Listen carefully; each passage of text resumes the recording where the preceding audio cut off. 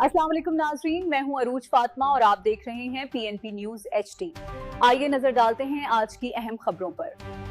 Lahore all Pakistan hairdresser and beauty parlours federation के finance secretary और hair and art college के principal Khurshid Ahmad ने कहा है कि लॉकडाउन के बाद ब्यूटी पार्लर्स और हेयर ड्रेसिंग के शोबे से वाबस्ता अफराद शदीद माली मुश्किलात का शिकार हो गए हैं।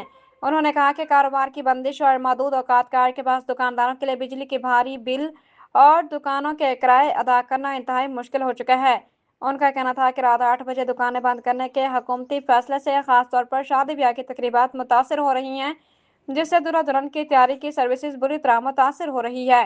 खुर्शीद अहमद ने मजीद कहा कि इस शोबे से वाबस्ता बेशतर अफराद वन मैन शो के तहत काम करते हैं, जो हुकूमती पाबंदियों के बाद शदीद परेशानी का शिकार हैं और इनका रोजगार खतरे में पड़ चुका है।